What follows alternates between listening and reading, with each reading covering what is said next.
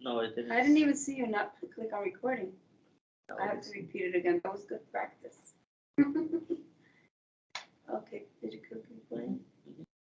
Good afternoon. This is Millie Guzman, and we're here at the Latin American Latino Caribbean Center.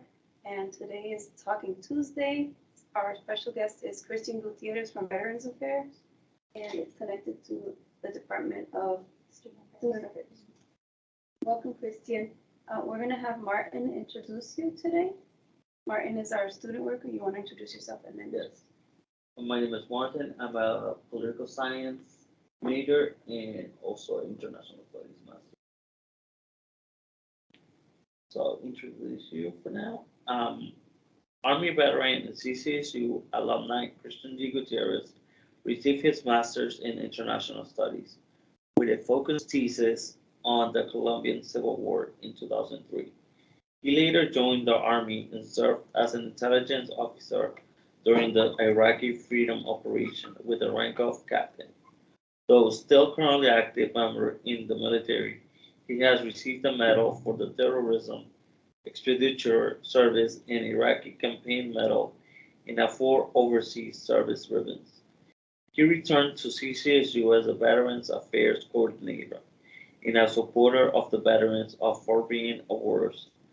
Mr. Gutierrez's primary focus is on recruiting, interviewing, and advising incoming freshmen. He has mentored hundreds of students as an advisor for student clubs and as well as serving as a member of the CCSU Alumni Association. Thank you for coming. Thank you. Thank you for Cristina, ¿puede hablar sobre? I'm talking in Spanish. Spanish Está and bien, English. está bien. Would you be able to give us a little bit of your history, your background? Yeah, sure. So, first of all, thank you very much for having me here. It's a pleasure to come and talk to. I've been up here since, senior year in 95, 96, up in this library up here. But it's great to be here. And, well, a little bit of myself. Originally born in New York, and I lived there until 1976. And my parents are from Ecuador, and I moved to Ecuador right around 76, and went to high school there, and then graduated high school in '88, and then tried the university there. That didn't work out, and so a year after that, I looked at coming here to the United States. I filled some applications when I was in high school there, and one of them is the central application. So it was that's how I got to come up here, and so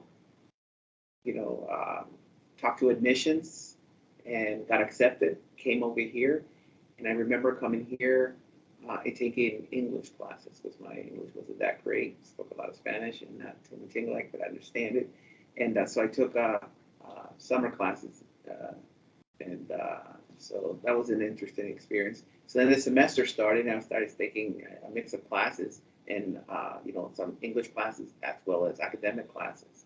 And originally I was going to major in computer science, and then but that went out the door with some of the pre-cal classes and all that. So so that didn't work out. So then I changed to communication, mass media, working with cameras and audio. And at the time we had the studio in the basement of Willard in De Loreto. And so that's what I did. I did a minor in Spanish when I was an undergraduate student here.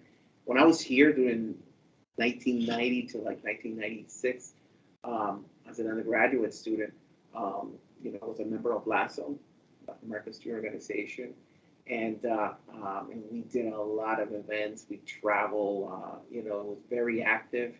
At the time I lived in San May, and every summer I stayed here taking classes, and also, working at the university. I used to work in a key shop, making keys for, in those days there was no swiping ID, it was all keys. So I got trained to cut the keys for the new faculty and for the police department, and stamp them and everything, and then issue them out. Wow. In those days, so it's a great experience. And then you became an advisor to LASO, right? yes, eventually, so I graduated from here, and at the same time, when I was an undergraduate student, I was doing Army ROTC, and I enlisted in the National Guard as well, in the Army National Guard, so they helped me pay for school. And so when I graduated here in '96, and I also got commissioned as a second lieutenant in the Army Reserve. But at the time, we were under the Clinton administration, and they were slicing the military in half. And so the Army Reserve didn't have the branch that I was commissioned in, so I had to switch to the Army National Guard, and that's how I stayed in the Guard. And then at the time I was looking for a job, and I had did the initial interview in Channel 3, and so they wanted a copy of my transcript. And I remember coming to Central to get a copy of my transcript, and I bumped into, at the time we had the Dean of Admissions, Dr. Hakeem Salahuddin, and he was the Dean of Admissions. So, and he was a Vietnam veteran, so him and I, talk always about military and stuff. Wow. And he just asked me, he's like, "What are you doing?" And I'm like, "Well, I'm trying to look for a job." And he's like, "Would you like to come to work for me?" Wow. Yeah. So, and I started as a UA, as a university assistant, working 19 hours a week in the undergraduate admissions office, handling, everybody walking through the door. Also, And admissions. yeah, and admissions, doing tours, doing the scheduling for the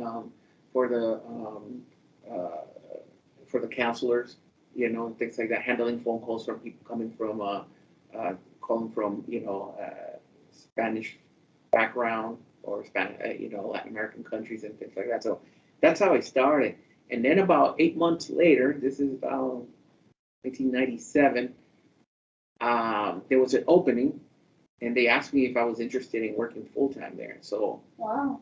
got resume together, a cover letter, and submitted it, and then I got interview, and then I got offered the position, and that's when it started.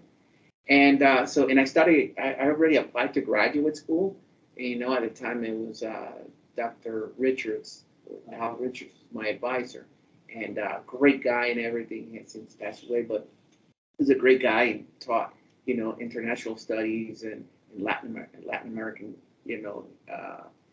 history classes. And so he was my advisor. So I did the whole program. I also went to Belize and Guatemala with the program. It was great. And at the same time, I was, like I said, recruiting for admission. So I went out, visited like 44 high schools every year, college fairs, out of state recruiting. I went all the way up to Philadelphia for the Philadelphia Nationals during that time. So I worked in admissions for almost 12 and a half years. Yeah, and it was a great, great job. Learned the university and all the programs that we offer, and then talk to high school students, whether juniors and seniors, and and get them to come to visit the school, and then later apply and stuff like that. So, but when I was in admissions, I was also given the responsibility to oversee all the athletes. So I had to do all the admissions for the athletes. So I dealt a lot with athletics with coaches. So if they wanted a football player, things, I have to make sure they met, Division One, because we're a Division One university. They met the NCAA Division One requirements, academic requirements, and all that. And then later on, international students. So, I oversee, the admissions of the international students, and so it was a good time there. For many years, I also oversaw the planning and the execution of the open house for undergraduate admissions. So to coordinate the whole university, meeting with all the different departments that were going to be part of the event, and so I used to oversee that for a good 10 years. And so then I did graduate school, and completed that, and graduated in 2003. And by 2003, I was, well, before that, around 1999, 2000, I also became the faculty advisor for LASO and Colado. And so we used to do events. We used to go to New York to the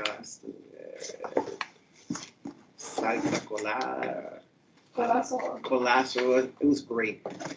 The last end of the year dance was a great thing. That was when Jesse Cohen was the president, Carlos Soler was the president of Lasso. We had a great time.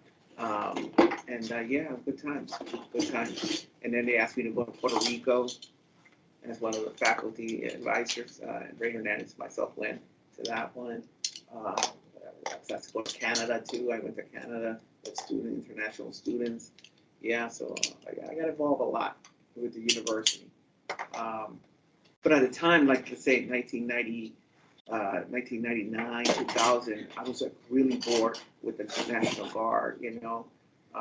And I was bored with them because I had to serve 1 week a month, 2 weeks during the summer with the Army National Guard. And so I was about to get out. And then September 11 kicked in, 2001, the attack on New York. And that changed everything. Because, I mean, immediately right after that, you know, my unit, I used to be assigned to the 102nd Infantry here in Connecticut, and the unit got activated. Half of the battalion went to West Point to secure the academy, and the other half we stayed here as a reserve. And but we got assigned to the to do Homeland Security for 5 months, and so I got the third shift, and so I got assigned initially to the fuel farms in New Haven. So you drive through 95, Port Connects 91. You see those fuel tanks, big tanks next to the water. So there's 5 of them. And You have to guard those? so we had to, because I mean, if they get attacked or, you know, a bomb gets put next to them, you know, it causes a lot of damage in the area, you know, so we had to secure that. And so I did 5 months of that. Then I got sent to, about 3.5 months later, I got sent to the nuclear reactor plant in East Lyme. So we did like almost 2 months there. Yeah, that was that. And then we got pulled out of that. And then I got promoted to captain in the National Guard, and I got assigned to a command up in New London at the New London Armory. And I was assigned to a unit that did inspections. So all these National Guard units, armories in different parts of the states, so they have to follow a lot of procedures, because most of the armies have weapons or sensitive equipment, like radios and things like that. And so we have to make sure that the units were following the proper protocol to secure that. And so the unit that I was in charge, we had to send people to go inspect those units, those buildings, to make sure that, you know, the people that work there, you know, are securing that. Yeah. And so I did that for a couple of years. And then one day my orders came in to go to Iraq. I found out in early 2005. I got a letter, and they said, "Hey, you know, you've been assigned to a unit that has got to mobilize to go to Iraq." And I was like, "It's got to be a mistake." And they're like, "No, aren't we going to make mistakes?" And I was like, "Oh no!" So you know, I was like, "Okay." So I found out that a unit that was going as a command unit out of Waterbury, and so I went and interviewed with the commander, and I'm like, "Sir, you know, I hear that, you know, I got this letter saying." He's like, "Yup." And it's like, and then they asked me, "You have a master's degree?" I'm like, "Yeah." And I go, and then he says, "In what?" And I go, "International studies," and blah, blah, blah. I was like, "Oh, good, because you're going to be my intelligence officer." Wow. And I was like, "Intelligence officer? I'm an infantry officer. I have no idea." He's like, "That's okay. We'll send you to the school. And it's a 1-year deployment to Iraq." I was like, "Okay." So next thing you know, a couple of months go by, and then I get orders to report to Fort Huachuca, Arizona, to the Military Intelligence Captain's Career Course, and that was like a 4-month school, and it's in Arizona, right next to the Mexican border, and it was great. You know, it was like going to classes, like it was like a college semester, 16 weeks long, and they gave me a car and an apartment off base. Wow. I was living it. I was like, every weekend, my friends and I went to Mexico because Really cool. Nogales, the border, but you don't hang around the border. It's like very dangerous. So we used to cross the border on Friday nights or Sunday, Saturday morning, come back Sunday night, we had to report the next day. And yeah, we had a blast. We went to baseball games in Arizona. I mean, yeah, I travel up and down, Arizona. But 4 months came and went. Wow. So next thing you know, I'm like, okay, the course is over. Here's your diploma. And they shipped me back to Connecticut. And then within a week, I had to report to Fort Dix, New Jersey to link up with the unit that I was going to Iraq. And then link up with them. We trained there for 2 months. And then we got shipped to Kuwait for 2 weeks. And we did a acclimation training. Mhm. And it was hot. I mean, it was hot. It's the bottom of the Persian Gulf. So it was like literally 120 degrees. Especially with the gear you have to wear. Well, yeah, on all top of the equipment. gear, and things like that. So we trained there for 2 weeks. And then at the end of the 2 weeks, one morning they came in and said, hey, be ready for tonight because the planes are going to come pick you up. And then they're going to forward you up to northern Iraq. So we were stationed in Tikrit, just across the city where Saddam Hussein was born. And a base across the MSR, the highway, the MSR Tampa, they call it. And yeah, so we were there for a year, and real hot, a whole different world. People are hostile there, especially up north because like the Tikrit, Saddam Hussein was from that city, and they didn't like foreigners, Westerns, and they were Sunnis. So when I got there in 2006, in early August 2006, it was a 1-year tour. So it was 12 months boots on the ground. You had to stay there.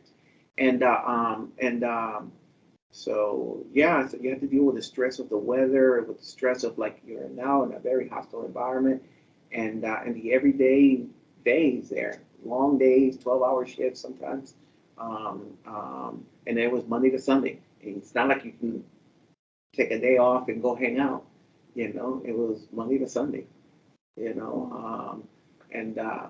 yeah. So the biggest thing that I didn't like is the food.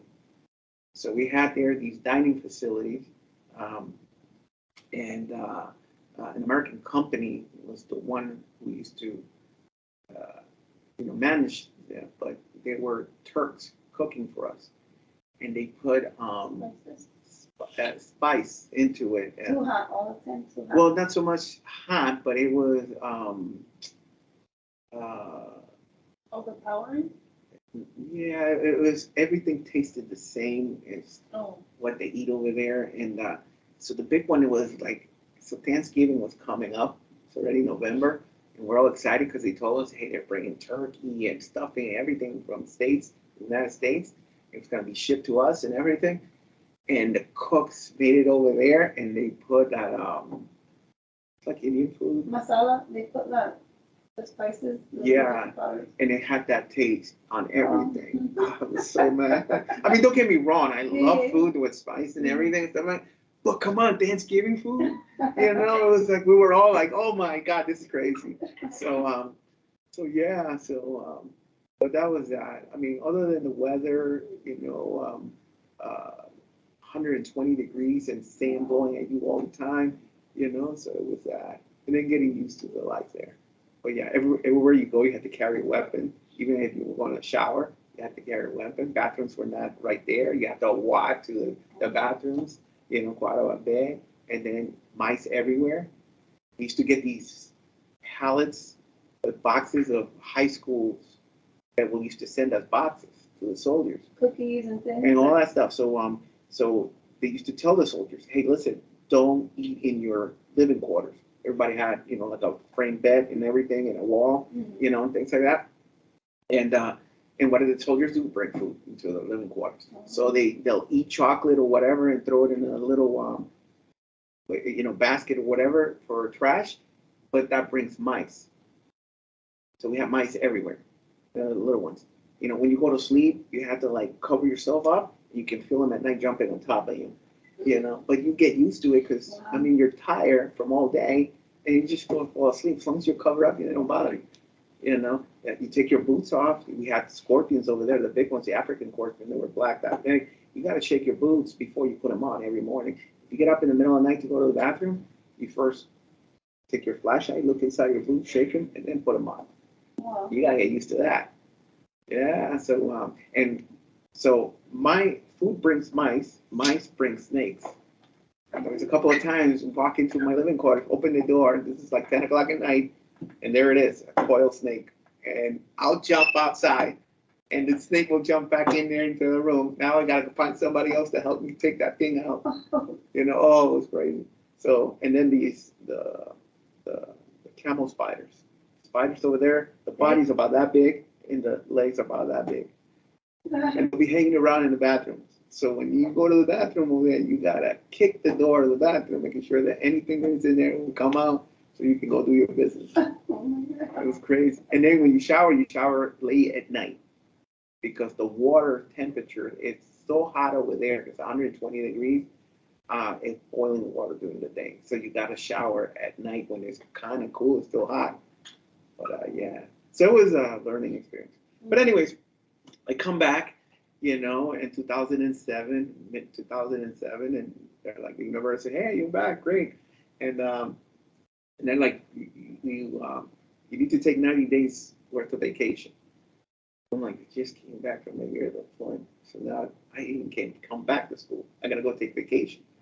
All right. Is that mandated by the military or by the No, school? by the school, because I had all that time accumulated. Oh. So I went and took some vacation time, and I went to Costa Rica. I went to do that 10-year Avenger trip in Costa Rica. That was awesome. Wow. You know, one day you go whitewater rafting, the other day you go slip sliding up from the trees. You go four-wheeling to the cafetales, you know. Yeah, so I did that, but my God, by the fifth day I was done. I decided to go on mountain biking. Well, Costa Rica, there's no flat land there. Everything is Wow. hills. I must have pushed that bike. I must have walked for it like out of the 10 hours that trip a day, I pushed that bike for probably 8 hours. Pushed You the have to bike. walk it because Yes. the terrain is. It very- was crazy, Wow. you know, but it was a great time there. And the food, oh my God, it was great. Yeah, so it was a good time. So then I came back from there. I came back to work and everything. And a couple of years go by. And at the time, we had a person named Peggy Porter. She used to be the veterans person, but she was part-time. She was like a UA. At the time, she was on her way out. She'd been at this university since the early 70s, you know? But she was retiring, you know, and eventually she did. And by 2007 and 2009, now we have all these veteran students coming back from, you know, military service. They were getting out and they were using their benefits. So we didn't have anybody there. We had a part-time student, Nicole Spencer. She did a great job, but she was only working part-time there. And so I guess, president at the time of the university says, we need to put somebody in there full-time because the number of students coming in, you know, and the person needs to know what they're doing when it comes down to it.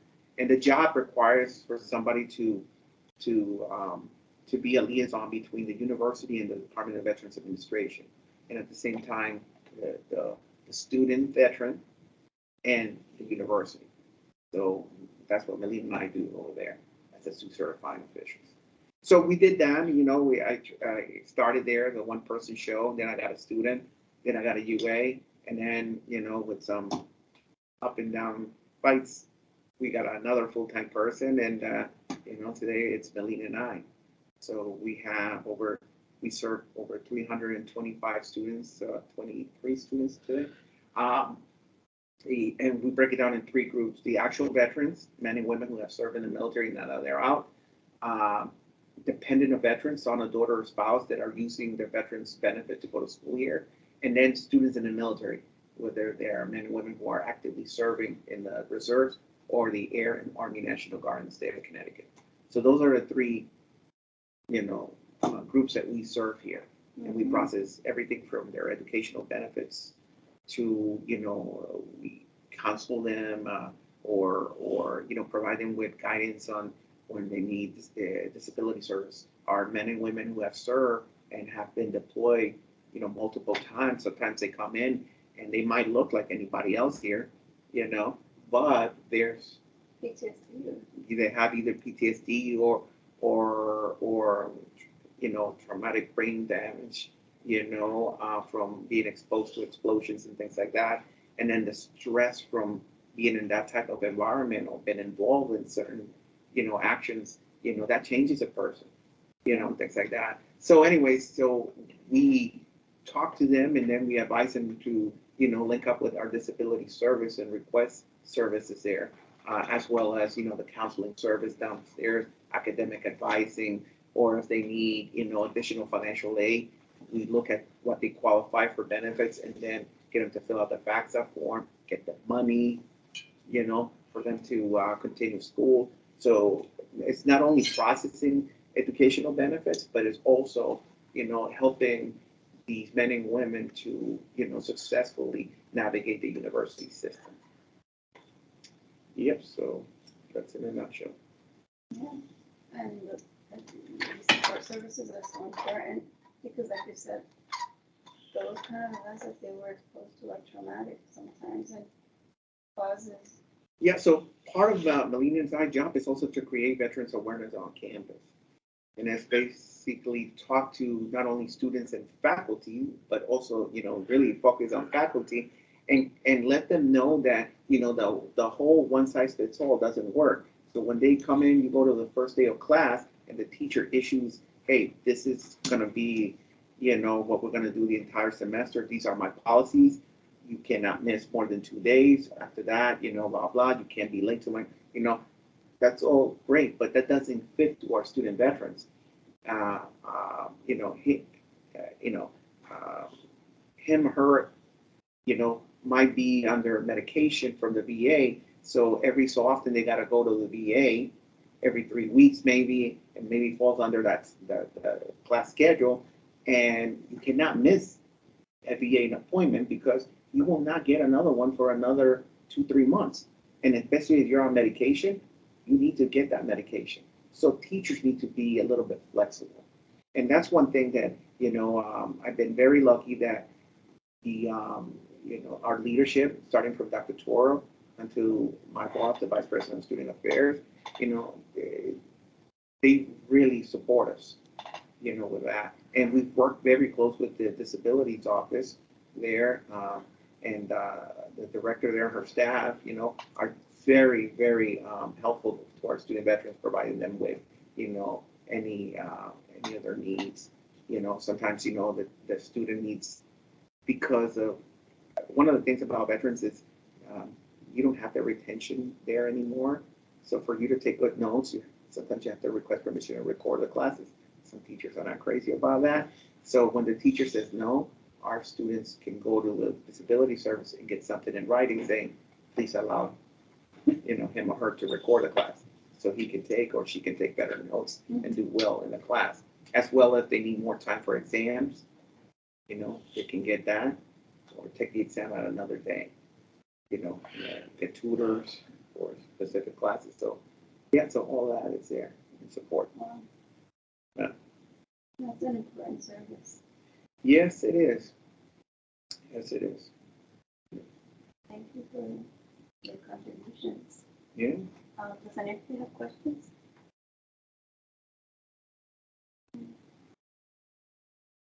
What kind of students have you seen come through your center? Have you heard any I want to say stories, but from how diverse are the backgrounds of the people that come through your center, and how have they benefited? For example, if you know a student that's got their degree and is doing something along with their service or something along those lines, or somebody who has highly benefited from these services that you're providing. So we have so many students in different backgrounds. Some of them are first generation. Some of them are, their parents served in the military and now they did. And men and women who serve in branches. You're like, really, you were in that, yeah, and they've been all over every single conflict that you read, or watch on TV. One of them have been there, and things like that. So, and multiple times. And but they come into the university, same thing, with a goal of okay, did my time, now I want to, move to my next level, and achieve a university degree, and so they come in from all walks of life, and that's what we are there to support them, and But yeah, and we just had a visit from one of our students, Christopher Dalkowski. He worked for us as a student. He served in the Marine Corps. He graduated from Britain High, I want to say, and his parents didn't have the money to send him to school, to a university, so he enlisted in the Marine Corps, when active duty, I think, for 4 years or 5 years. Got stationed in Okinawa, Japan. Traveled all over, the Pacific. Went to Thailand with the Marines training. Went to, Singapore, trained in Thailand. Went to the Philippines. Went to, everywhere there. He loved it. He said, Chris, my parents would never have been able to pay for that for me. I would have never visited that part of the world. Got back after completing 5 years, came to Central, major in finance, and did extremely well, working in our office, great guy, and things like that. Graduated, now he's a recruiter for a major government contracting office, and done very, very well. Got married, right? And good guy, came to see us a couple of times, since he graduated. It hasn't been not even 2 years. Great guy. Another guy that we have, the same thing, Paul Small. Paul, a kid from Southington, graduated high school, same thing. Parents didn't have the money, listed in the Marines, I think, and deployed to Afghanistan many times during that time of war and everything. Came back, got out of the Marine Corps, came to Central, got his degree in history and political science, went to law school at Quinnipiac, got his degree, took the bar, and he's been working as an attorney for 3 years now. Wow, that's Yeah. an amazing. I mean, great. We had Jessica Miano, same thing. She was in the Guard here in Connecticut, deployed to Iraq. She went to jump school, Army Airborne School, came back. I mean, she was in really good shape. And then we got a phone call one day from the VA saying, hey, who do you recommend to work for the VA with a full-time job? And she was a senior student, just about to graduate. Link her up with her. Now she works at the VA in Arizona as a medical claims person, and she's like a manager of a department for the VA. I mean, so many students that we have that are doing well, but our average veteran student that comes in, he or she, sometimes they're already parents, so they come here to take classes, and to go back home, go to work, and go take care of their family. So, Do they ever get called to be active on Oh, yeah. active duty in Yeah. the middle of school? Oh yeah, we see it all the time, either for training or during COVID.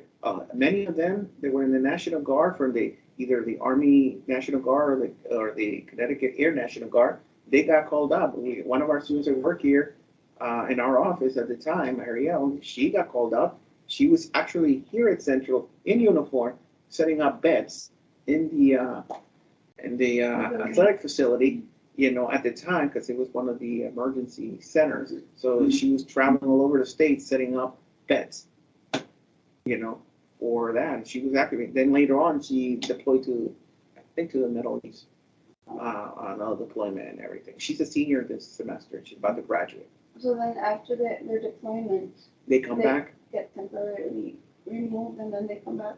So their orders will say, you'll be activated for 9 months or a year or 6 months. So they get that in writing, and they have to report on that day, and things like that. And then when they come back from that deployment, they come back to school. Now, Melina and our job is to get them back into the school, make it seamless for them, and then also get them to apply for new educational benefits that they will qualify as a veteran, whether that be in federal or state.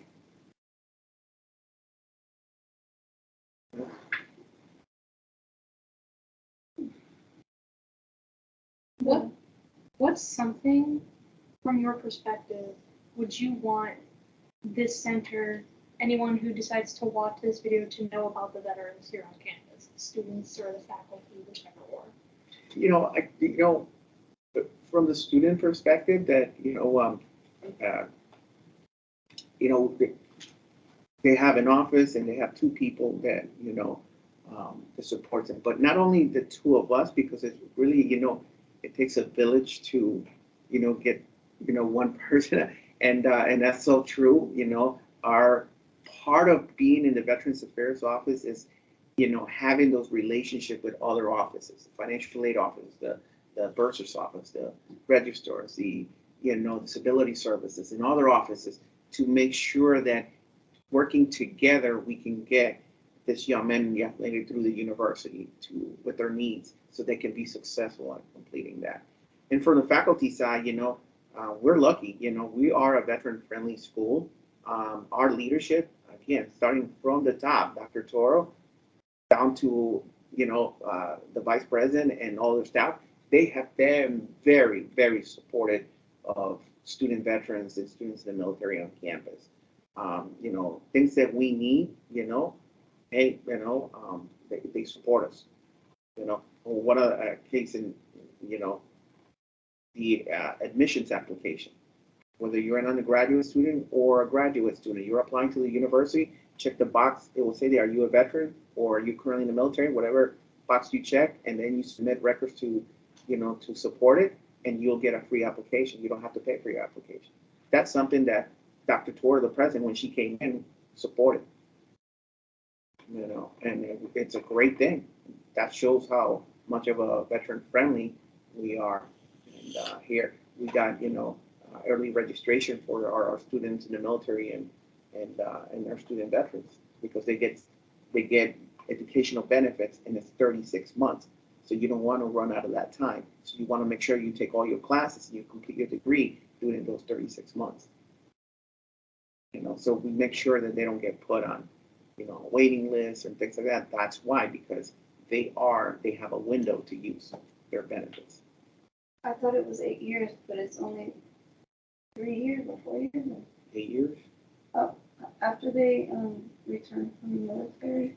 So initially, for anybody who served, like let's say myself, after September 11, 2001, if you're on the post 9/11, initially you got 15 years from the moment you came back. Then that changed that, and I want to say in 2012 they changed that you fall under the GFL forever. Oh. Under only Chapter 33.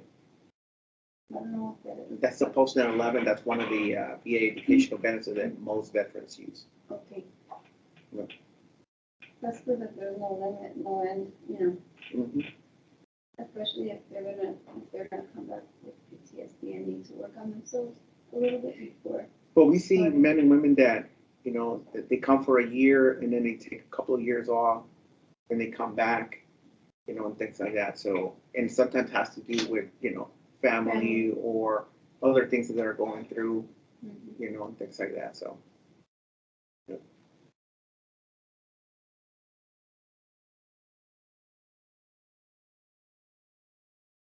I see this question here about discrimination. Did you ever face discrimination regarding your ethnicity in the military?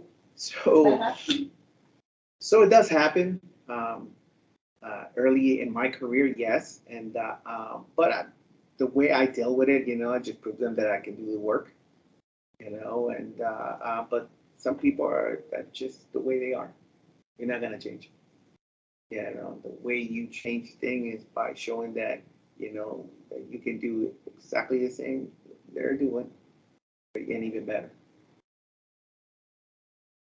I was just wondering because you were down on the border, like close to the border, and I just thought that might apply to you over there. So when you come back from Mexico, like in that case, when we're coming back from Mexico, as soon as you cross in Nogales, go from the Mexico part of Nogales to the U.S. part of Nogales, as soon as you pass the thing, they check your car, your IDs, and everything. Showing military ID, they're gonna know they're foreign military to the people there at the border, and so they let you pass. But as soon as you're like a few miles from the border into the U.S., Border Patrol is gonna stop you because there's so many people smuggling people and drugs. So they can stop it. Yeah, they're gonna see, hey, look at this car. That's a rental car. Where's that coming from? Blah blah blah. They run your plates. You know what? And they'll turn the lights, and they got checkpoints. And they just stop. They stop everybody. Doesn't matter. If they ask you for identification, you're showing your military ID, they know you're from what you got, which is closed. So they're like, all right, let them go. But they'll inspect your cars, make sure that you're not carrying anything that you're not supposed to from Mexico City. What are some of the lessons that you have learned from being in the military that you didn't know prior to going into the military? Not so much knowing, but I think you know, when you say you're gonna do something, do it because people expect that from you. You know, and own it. If you commit a mistake, you know, be honest about it. Hey, I did this. I'm sorry. You know, blah blah, this and that. This is how we're gonna fix this. You know, but don't try to hide it. And I think always be, you know, think about everybody else. I tell this to everybody that I speak to. Nobody gets to where they're at by themselves. Okay?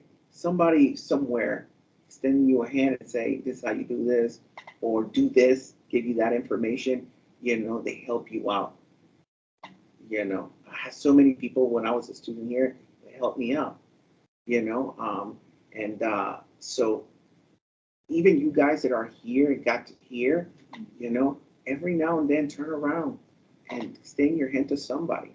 You know, it could be, you know, your little brother, your cousin, you know, your next door neighbor, you know, he or she might be going to school and struggling. You know what it's like to go to school and, you know, get picked on, and sometimes, you know, you don't do well in school and blah, blah, blah, and you keep going, help them out. You're going to make a difference that will help that one person get to where they need to go or stay in the right path by just doing that. Just, if anything, one person, you know, and it could be one of your classmates or somebody. If you are already a junior or senior, turn around and look for a freshman that it might be a member of Lazo Colada that might be in your classroom, that he or she, it might be like, I don't know, I don't fit in here, or this is not for me. And yes, yeah, I got to tell you, I came here in 1990 and like, I didn't know anybody. I didn't grow up here. So it was, for me, it was a whole different world. And it was by meeting somebody that spoke Spanish and talking to them, because there were times that I was like, I'm not going to be able to survive this. This is a whole different world from where I came from what I used to. And it was like sometimes talking to LASO members, talking to, you know, advisors like, you know, Wilda Reasco, who used to be the director of Pre-Collegiate and Access, talking to her, talking to Ray Hernandez, you know, who's my advisor. And there was times that I used to go, I'm like, I don't know how I'm going to do in this class, you know, and you know, I can't type a paper, or I don't know how to write this, or blah blah. And talking to somebody was what got me through. They're like, yes, you can do it. Maybe focus on this part, blah blah blah, and this and that. Go see so and so, blah blah, and this and that's how I got through. And I will tell you, I don't know if you had her come in. She was a student here, but now she's working here. And Carmen, Dr. Oh my God, I forgot her last name. Yes, Veloria, Dr. Veloria. She was a student here. She was an upper class student when I was a freshman. And she is the testament right there and there. You know, I used to be lost, and I was like, you know, I was doing, you know, a class and map reading and everything. And I was lost.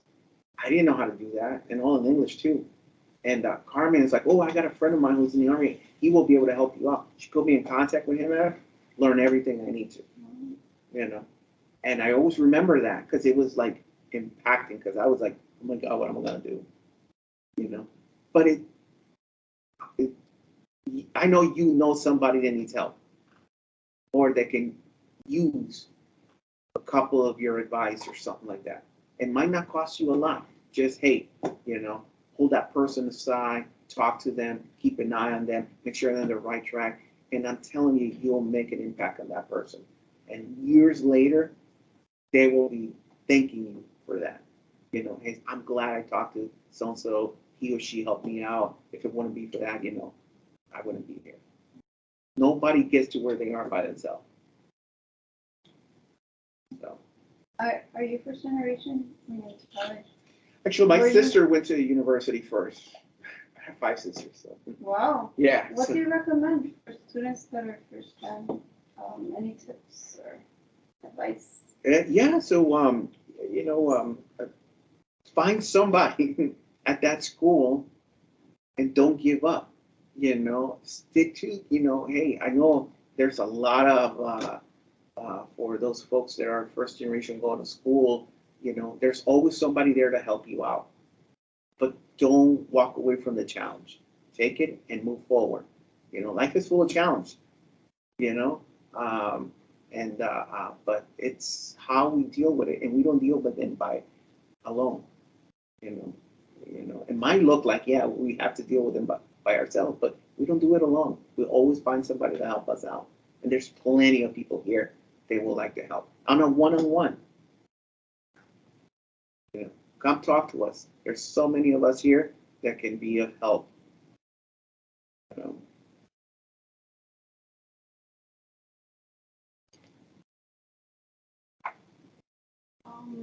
What do you have plans for the future when it comes to your department? So for the department, we want to implement some new policies that will help our student veterans and better serve our students. One of the things that we're working, hopefully, it will be implemented, is to get the system office signed off on allowing our students in the National Guard go to school year round. Because currently with their military, by enlisting in the Guard, they can only go to school and get their tuition covered during the fall and spring. But if the CSU system, approves, they will allow them to use it even in the summers and in the winter breaks, because our men and women get called up, and we've seen plenty of them. They get called out and they can come to school because it's during the semester. But they get released during the summer, or sometimes they come back at the end of the fall, but maybe they can take a class during the winter to make up that time. So that's something that we want to really implement, and so we can be maintain that veteran friendly school. So Melina and I are always looking a way of like better serving our student veteran community and student in the military. Right, so what you're saying is that right now, the veterans' future is really hinging on time and place, right time, right place. So for our military members, Guard members, reserve members, it's based on when the waiver qualifies them for. And that's something that was written by the legislation office of Connecticut, years ago. But times been changed when that was written, and we're not going through what we're going through today. And so it needs to be revised, and it's going through the process. We're hoping that it works in our favor, and then so we can implement it, and then let our Guard members know that they can go to school no matter when they get called up. They can come back and pick up from where they left. So you're talking to politicians about this particular No, situation? So Like who's in charge of that? So because the Central is part of the 4 state universities, we fall under the BOR, and the Connecticut State University system, basically, so they dictate policy to us. Okay. So our university leadership is already addressing it, and it's going to bring it up to the BOR member, the Board of Regents that oversee the 4 state universities and the community colleges, and they're going to bring it to the table and address it.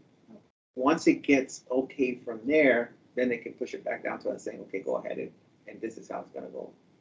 This is going to be right. So that's where it's at. So I can't personally go to them. I have to go through chain of command, university chain of command.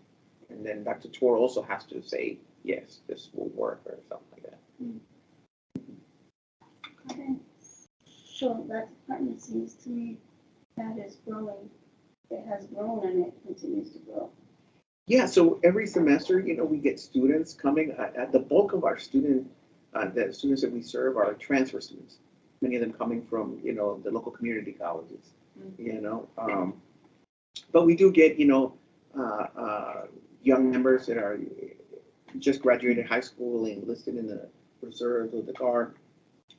And we also had, a few that just got out of active duty.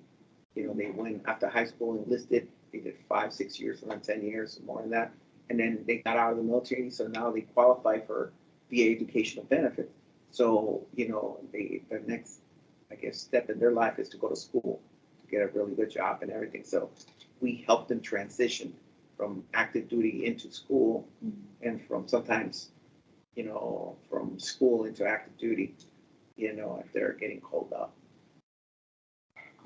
What is the best way for a family member to support a veteran who's going to school?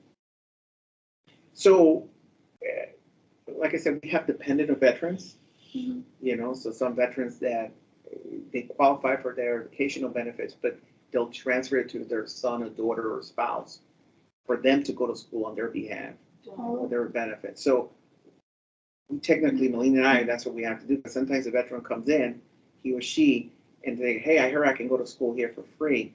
So, and that's all they know. So then we have to start asking them questions. So, were you active duty?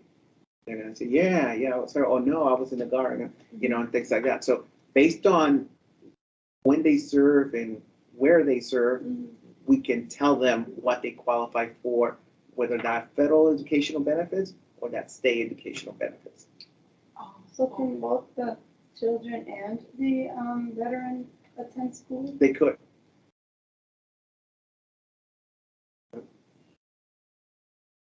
Do spouses count within the?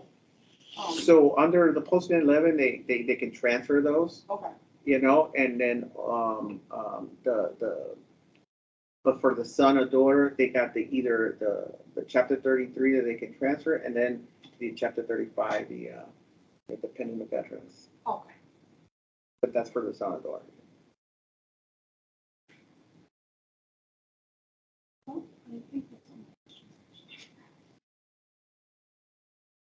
The last thing is, what is the most challenging part of your job?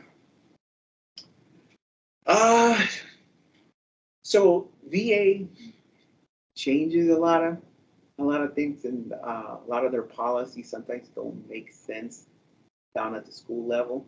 So and sometimes they're what they dictate. Again, like I said, doesn't apply here. And I'll give you an example. So the VA just last year came out with a new policy saying that because they authorize the Department of Defense and the Treasury Department to make payments, using federal funding for veterans to go to school here or military students to go to school here, that they're going to start having, I guess, educational contractors that work for them to come in and evaluate the school in the classroom. So because they want to say, hey, because we have to submit information and update that information. They want to know how many teachers you have at your school that are PhD, certified. How many of them teachers this? Are the classrooms adequate for our student veterans to attend or for any? And so they want to know all that. Is there a book in the class? Does the teacher require reading material? They require this and that. And so they want to come and do that inspection. That kind of evaluation. By law, remember this. They have this. Every school has, especially state schools, have these. Faculty union, and prohibits anybody from the outside coming to evaluate a teacher member of that union. So teachers can be evaluated by their own teacher union. So let's say I teach history, and Melina teach history too, and Melina has been here already. She's a professor, and I'm an assistant professor, but I want to be a professor. So she's going to come and evaluate me in the classroom. But we're part of the same union and department, so she can do that as part of the contract. Yeah. Now for an outside entity to come and try to do that here, That's bizarre. Yeah, so, and I see their point, what they want us to do, but there's a lot more than just saying, hey, this is what we're gonna do. You know, so that's still in debate. Let's see where we're going with that. They haven't pushed it again, you know, but the talk was last semester and I was like, oh, this is not gonna go well. You know, I heard that in Massachusetts, you know, most of the universities said no. You know, Nuance gets lost in the midst of all of that. What do you think is the, maybe, when we're over, when we're done, I'd like to know what your ideas might be behind that.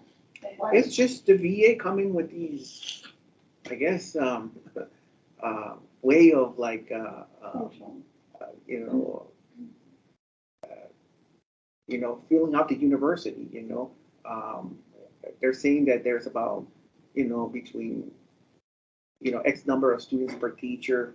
Is that true? That the teacher gives an outline to every student to include our student veterans.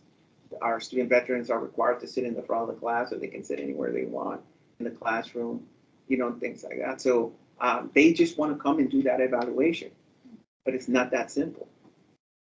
There are unions in schools.